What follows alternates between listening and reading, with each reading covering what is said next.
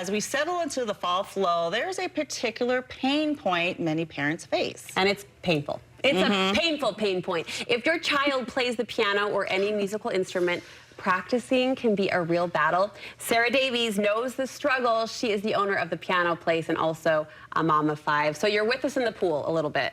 I'm in it with you. You're in it with us now. Would you say this is a top complaint, Sarah, that you hear from parents that you work with? It absolutely is. Like, as the studio director and as a piano teacher of many years, it is the #1 thing. And like you said, as a parent now, I'm feeling it in a whole different way. Sure. It is so challenging, but it's a fight worth fighting. And I'm in it with every one of you, trying to figure it out. All right, walk us through this. So you're saying this is all about consistency. It is. And so it's just like anything. When we want to have something be really routine, it's like building a muscle or something. Like, you have to do it every day in small, daily, consistent efforts. And it's not something that's just going to happen, because we have to be intentional about it. And so what I like to do is habit stack. You know, when my kids get home from school, they dump their backpacks, and then we go in to have a snack, and straight from there, we start our piano routine. And so I recommend finding a habit that you can stack in with all of your other routines to make it seamless and easy. So the habit becomes snack piano. Yes, as you're stacking. every day. Yes, we do the same thing, and it makes it super easy to just keep it going. You advise parents, and I think this is so wise, not to watch the clock or for them to count the minutes, but to let the clock actually do the work. Absolutely. So, like, one of the most underutilized tools, and something that needs to be in every music room, is a timer. And the reason why is it gives a visual representation for the kids of the time, and then they can have ownership into it. And so I say, put the timer up on the music stand and let them, and walk away. Let them do it. And sometimes from the other room, you're like, come on, you're not practicing what I know you're supposed to be. And I want all parents to know that a child sitting and enjoying their time at the piano is a victory every time. Ooh, definitely got to celebrate that. So if my daughter's playing the Let It Go Frozen piece that she's so excited about and maybe neglecting the technique, it has to happen. The technique book has to be opened. It absolutely does. But count that time. Yes, and from the other room, I think it's easy to try and micromanage it. I know you're not doing what you're supposed to be doing.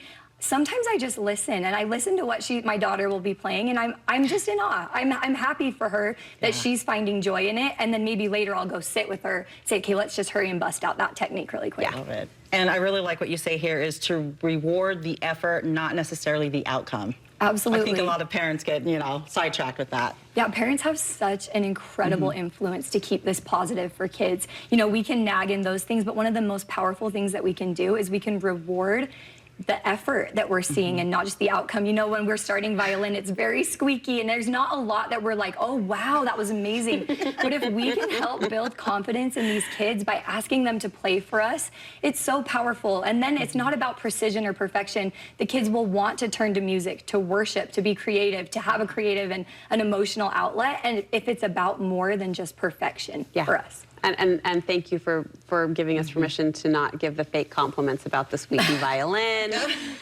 Give us a quick 30 seconds, Sarah. What's your opinion? I'm really curious, your professional opinion on bribes. On bribes. Okay, so I feel like bribe has a little bit of a negative connotation, and I don't think parenting books are going to recommend it, because when we bribe, we are giving our child something. Instead, I think we should focus on rewards or incentives that they earn. And we just did this with my own kids. They were asked to, sing in church. They weren't super excited about it, but we told them, if you do it with a happy heart, we will have this ice cream date after. And it kind of motivated them to want to do it. Then they had the really positive experience, and I think that's what we're all trying to do, is build intrinsic motivation in our kids.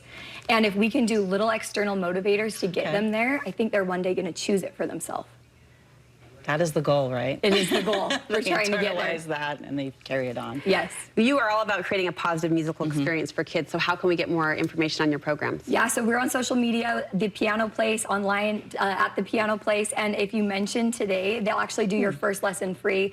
We'd love to work with you. We are all about having kids just learn to love it and stick with it, so we customize the experience to every student. Fantastic. All ages? All ages, from like, we have 5 to 90. We have I'm just saying, I took it when I was younger. I mean, it's not too late to get back into it. I mean, we recommend. It's good for the brain. Thanks, Sarah. Appreciate you. Thank you.